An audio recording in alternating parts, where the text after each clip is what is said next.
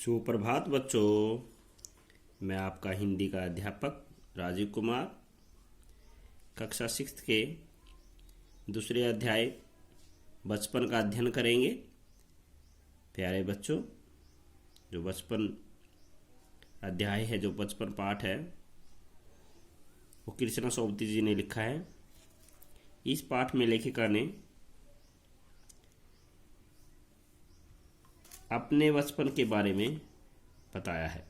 वो बता रही है कि उनका बचपन कैसा था, वो क्या करती थी, कैसे कपड़े पहनती थी, क्या खाते थे, कैसे खेलते थे, कैसे पढ़ते थे, आदि बातों का इसने अपने इस अध्याय में बताया है कि आजकल क्या हुआ है, पहले क्या होता था, आजकल क्या बदलाव आए हैं।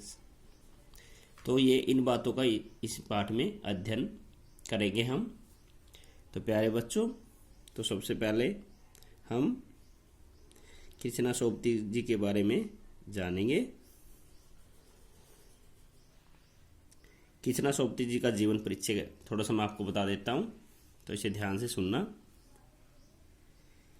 कृष्णा सोबती जी का जन्म 18 फरवरी 1925 को गुजरात, जो अब पाकिस्तान में है, में हुआ था। वे हिंदी की निबंध लेखिका थी। उन्हें 1980 में साहित्य अकादमी पुरस्कार मिला था। वे अपनी संयमित और साफ सुथरी रचनात्मकता के लिए जानी जाती हैं।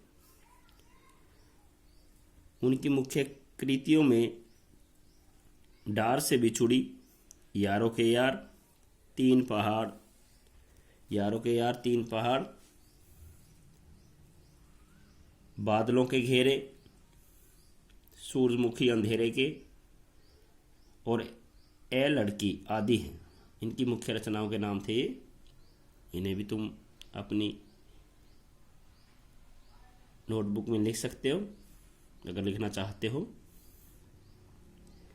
तो प्यारे बच्चों, इस पाठ का सार मैं आपको बताने जा रहा हूँ, इसे आप ध्यान से सुनेंगे और अपने घर पे अपनी नोटबुक से इसे एक बार जरूर पढ़ लेंगे इस लेसन को। इस पाठ में लेखिका ने अपने बचपन की घटनाएं, क्रियाकलापों तथा यादों का वर्णन किया है। वे कहती हैं कि उम्र बढ़ने के साथ साथ उसके पहनने ओढ़ने में काफ़ी बदलाव आया है। लेखिका ने बताया कि उनके घर में बच्चों को अपना काम खुद करना सिखाया गया है।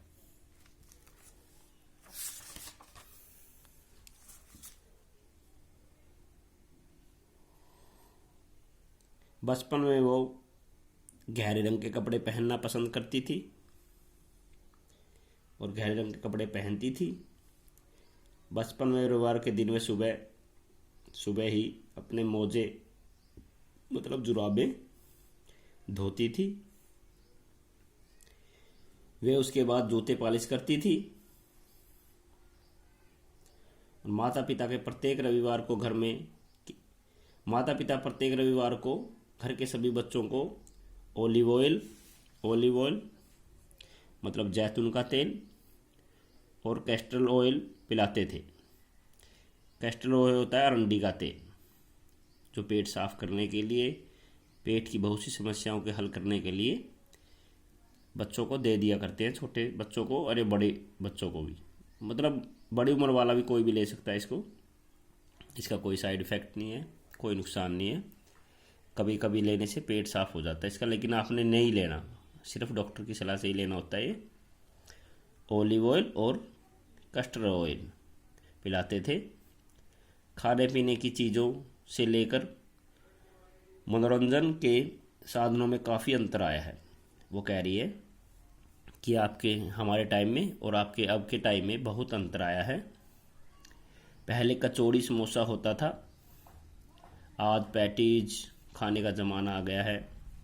पहले सहतूत खसखस के शरबत होते थे, लेकिन आज कल कोक, पेप्सी, इस सब का ज़माना आ गया है। मतलब कहने का मतलब क्या है कि हम उनके टाइम में घर में क्या बनता था, शरबत, लेकिन आज क्या करते हैं बच्चे, कोक, पेप्सी आदि पीते हैं। आपको पता है ये आप भी पीते हो कोल्ड ड्रिंक्स ठंडा, लेकिन ये पीना नहीं चाहिए, इनके साइड इफ़ेक्ट बहुत होते हैं। कभी कभार तो ठीक रहता है, लेकिन डेली हर रोज़ नहीं पीने चाहिए ठंडे कोल्ड ड्रिंक। प्यारे बच्चों आगे क्या है, उनके समय में कुछ ही घरों में ग्रामोफोन होते थे, यही लोगों के मनोरंजन का साधन था। मतलब रेडियो और एक टेप रिकॉर्ड होता था, वो होते थे, यही उनके मनोरंजन का साधन था। लेकिन अब तो मनोरंजन के साधन बहुत से हो गए हैं, अब तो मोबाइल पे ही सब कुछ आ जाता है। लेकिन पहले क्या था, सिर्फ मनोरंजन के लिए क्या साधन थे, ग्रामोफोन